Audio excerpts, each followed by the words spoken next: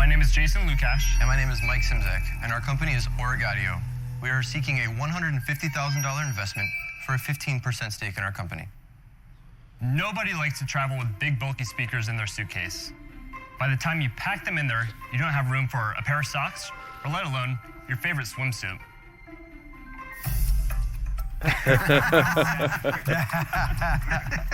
Nobody should have to make these types of sacrifices in order to take their music on the road with them. And that's why we have created Origaudio, and we are revolutionizing the portable speaker industry. Our latest invention is called the Rocket. Utilizing vibration technology, we can turn anything, yes, anything, into a speaker. Maybe you want to have a little rocket in the morning. How did you do that? It's actually vibration technology. It's a transducer, and whatever it sticks to, it turns that into a speaker by utilizing sound movement. Maybe you want to rock it when you're with your friends.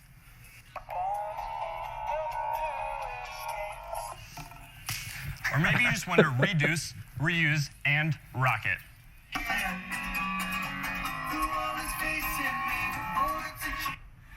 Wow. The best thing we've ever heard it on, upside down fishing boat in Phoenix, Arizona, put it right in the middle, turned the whole boat into a speaker. We're not even going to ask how you knew that. We've tried everything. So this is our first product that we came to market with, folding speakers, hence the name Origaudio, the origami of audio.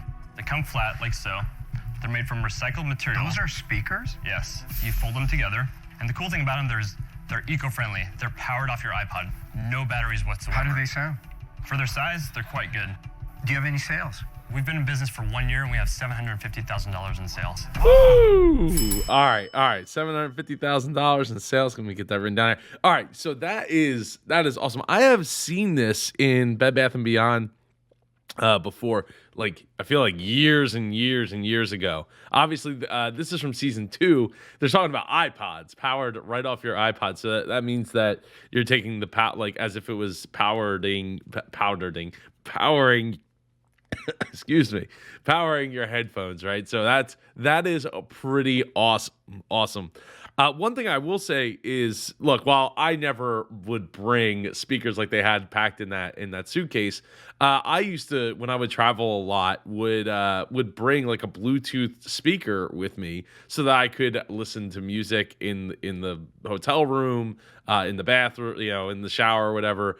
And one of that kind of changed once they started to like put little aux headphone plugs in the alarm clocks in the room. But those never really sounded that great either. Now, with that said, I don't know that this sounds that great or that I would empty a trash can out to do it. I mean, at least it's one less thing I have to say remember to charge or remember to throw in the bag. Ultimately, the iPhone speakers just got better and loud enough that like you put it down on a hard surface or in a corner in like a bathroom or in a room, and it pretty much lights up the room enough with music to be able to enjoy said music. So like reducing the amount of things you have to bring anyway. So I mean, while it is cool technology, and Michael Jason, I'd love to have you guys come on the show and give an interview and talk about your Shark Tank experience. Just drop a comment below. We'll make that happen. But it's cool, but I feel like it's not enough. And we're going to check out their website at the end of this. But right now, you go check out shopsuperjoe.com to get your ABCs on. It's apparel, books, and courses. Helps support this channel and enables me to bring more content to the Super Joe Pardo channel that you've been enjoying here. I appreciate you being here. Part of the super community. Go to shopsuperjoe.com. It's a lot of supers in one little sitting. Whoa! So Jason, if I broke out that 750, would it come from that device? $500,000 are from our first product, those fold and play recycled speakers. The other $250,000 have come from the Rocket. How much did that pocket audio piece that you initially had, how much does that retail for? $49.99. Wow. Why do you need the money? We need the money for more employees, product fulfillment, accounting fees. Right now, all of our orders for someone who ordered from our website are shipped from Mike's Garage. So Jason, the $750,000 over the last 12 months. Correct. And how did you get that? Through retail? Our product's sold in over 500 stores across the country. We're in some of the largest home goods stores, some of the largest teen stores, and we do a lot of business online. $750. What did you net? Our net profit was $150,000. Did you take salaries? Did either of you take salaries? No, we haven't taken a dime out of the So you company as didn't of net yet. that because you didn't pay yourselves yet. On the Yeah, I mean that's one of those clear things where it's like, yeah, we didn't pay ourselves. I'm sure they're probably taking some kind of money out so that they could survive, or maybe they have jobs outside of this. But it's such a good bell ringing moment there for getting it into so many shops and places so that you can have that wide distribution and go and be the sales people or salesperson, depending if it's both of them running around and doing that. But building it out of the garage, that's awesome to hear.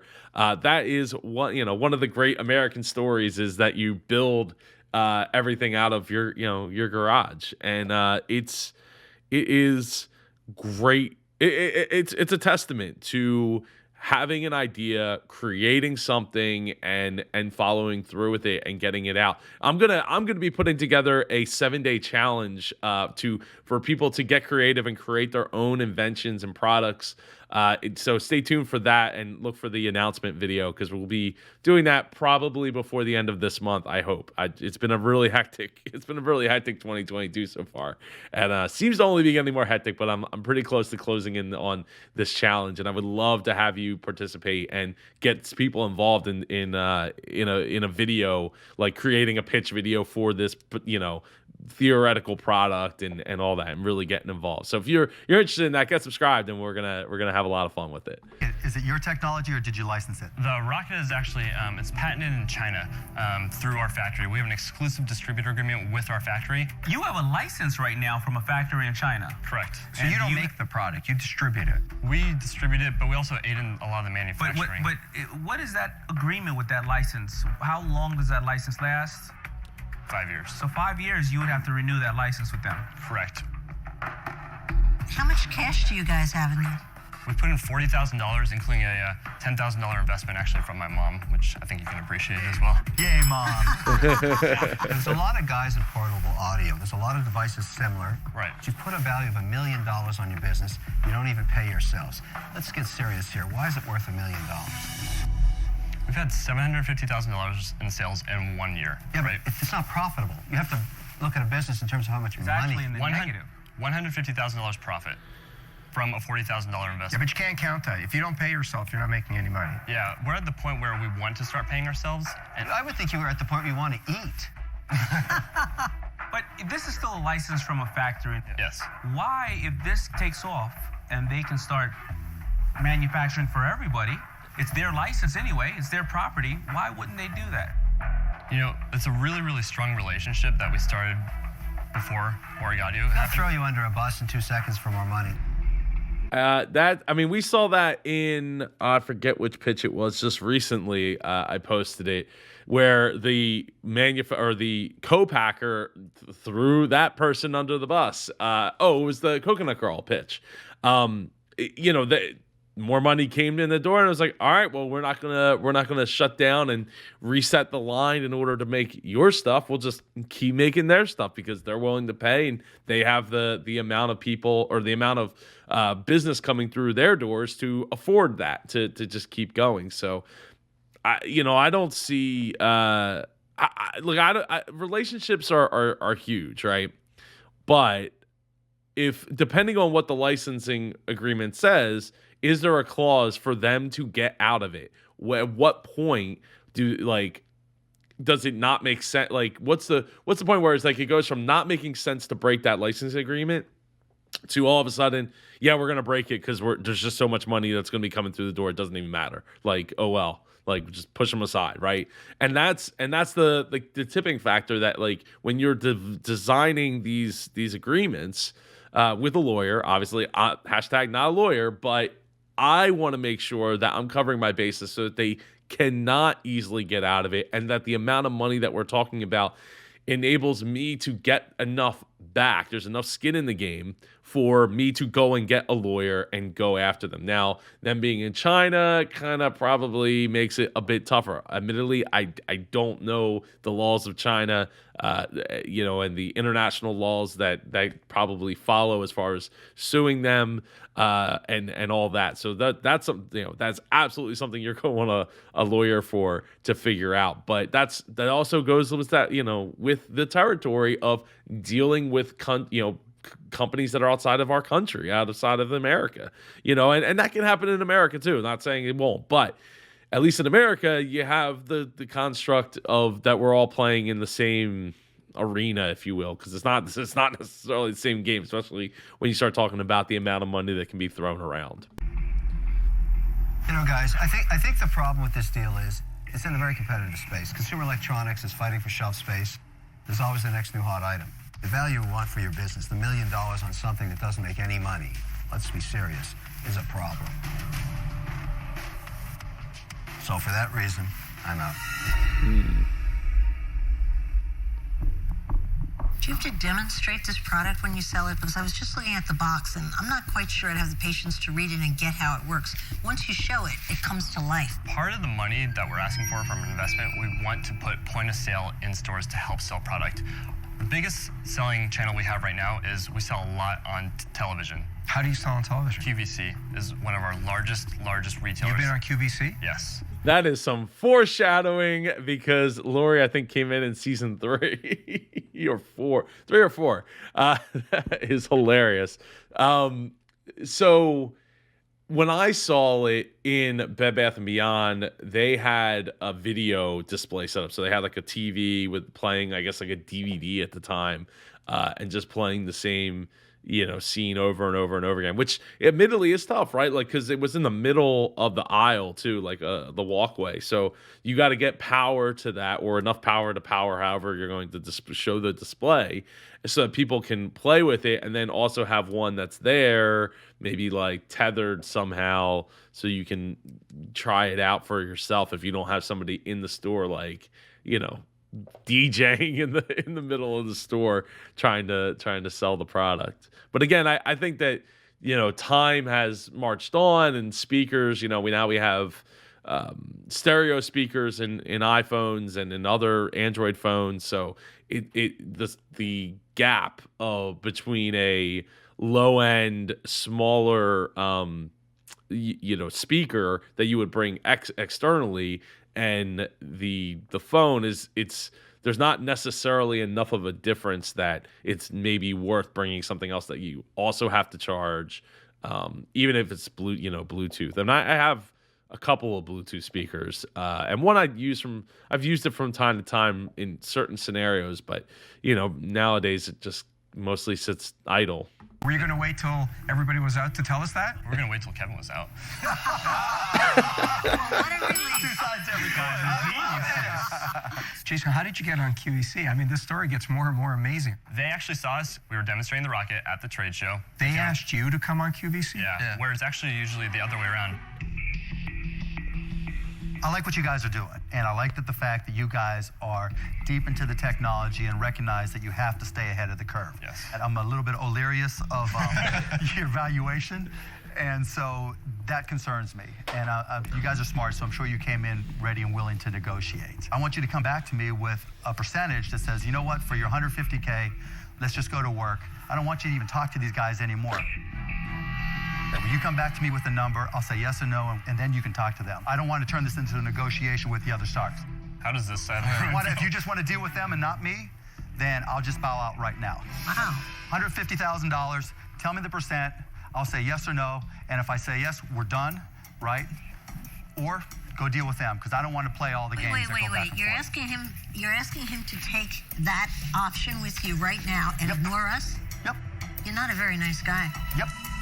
Yeah, no, I not necessarily. I think it's funny that the person who has the most in the technology space, who has the most money, connections, invested in sensors and all these things, feels the need to go and do that. And at some point, I hope to have Mark here on the channel to ask him about that. Because it does seem kind of like pettyish, and we've seen in recent seasons, like the last 2 seasons, where like that has apparently calmed down. They've, you know, kind of told Mark like, yo, you need to like kind of chill here. You're not giving anybody else an opportunity. But Mark's also playing the shark, right? So there's 2 sides to it. I don't know. I don't particularly like it, but knowing that Michael and Jason didn't invent the technology, they don't have the patent, getting to work with Mark is a pretty awesome opportunity. At this point, I'd be like, all right, let's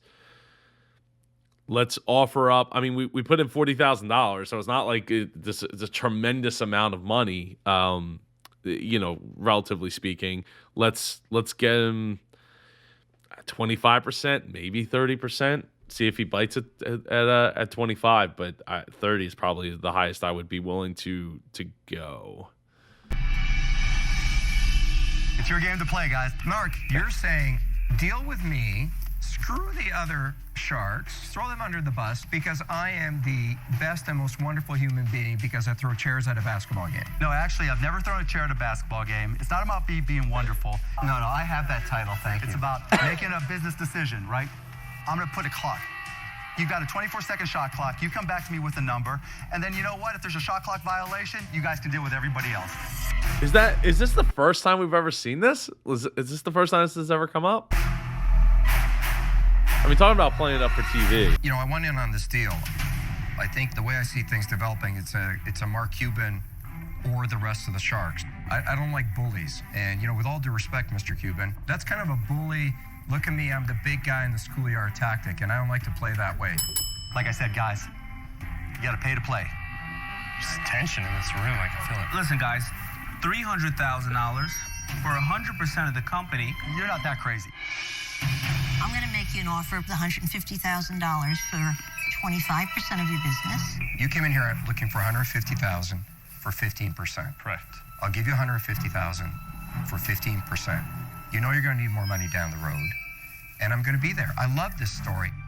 I'll invest in you guys.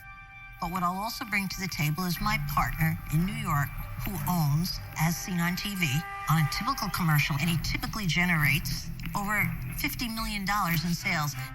Okay, so 3 deals and a 24-second clock on the table. No, the 24-second clock expired because I said the whole point of the 24-second clock. So hang on, you're out, Cuban? I'm out. I'm going to summarize these deals. The first off, that is oh man. Wow. You know what? Barbara right out the gate. Barbara's on top. I mean, I'm not giving up the whole company for $300,000. Probably not, unless I'm willing to be out. Like I'm ready to move on to the next thing. Robert, is exactly what you came in for. $150,000 for 15%. Barbara has offered you $150,000 for 25%. It also says that I have a perfect partner for you to make this a slam dunk. Damon wants 100% of your business for $300,000 cash due. And Mark wants to bully. Oh, but hang on, he's out. What are you going to do?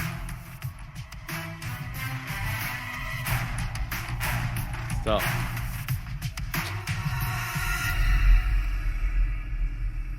Yeah, we're going to take our time out and go talk about it. Hi, I'm Mark Cuban. I'm a bully. Look at me. What's that about, Mark? Cuban, that was crazy. I know. We got screwed on Cuban. Hersheyvix. That's good, you know. That's 15 for 150 straight up. Damon's is insane. Yeah, no, 100% for 300,000. Barbara asked for prove the profits. You can partner with someone as seen on TV. That's insane that they took the time to leave the tank. I mean, I know this is season 2, but they took the time to leave the tank. And I mean, Robert later on in later seasons would be like, I offered you exactly what you came here for. What is there to talk about? What do you want to do? Counter to Barbara? Hey, Mark, when I become a billionaire, can I negotiate with people like that? Can I say, hey, why don't you guys just tell me what you want? Otherwise, 24-second clock is gone. Ooh, it doesn't feel like Mark appreciated that much. What are you going to do?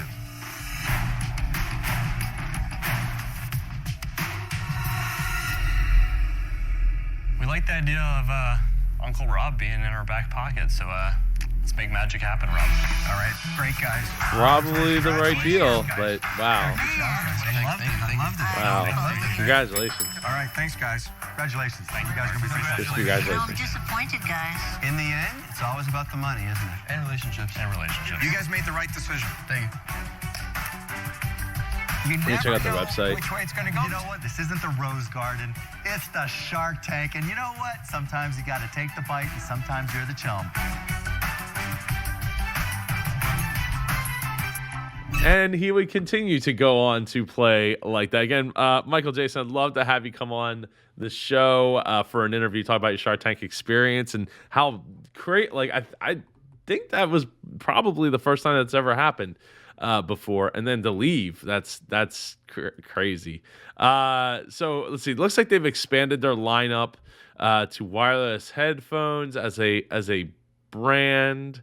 They got bottle openers or I guess like multi-use things. They got tiny drones. They have really expanded to a number of different products that I'm guessing that they're licensing the same way. I know that there's businesses out there. I mean, they even have backpacks, $130, $80, $70 backpacks. Hey, look, some of these look really nice. I'm a big bag aficionado myself. Like when it comes to, I have so many book bags and bags like laptop bags and stuff like that. For me, but that looks cool. I like the wood.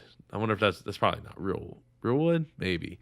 Yeah, really cool, guys. So just drop a comment down below. We'd love to have you come on. A comment like Pat says, great review. You are definitely a supporter of the small business person, 110%. I'm glad that comes through in these videos. I hope you enjoyed this new format. We'll see if I can keep it going. We'll see. In the meantime, I'll see you in one of these two videos over here. Take care and go be super.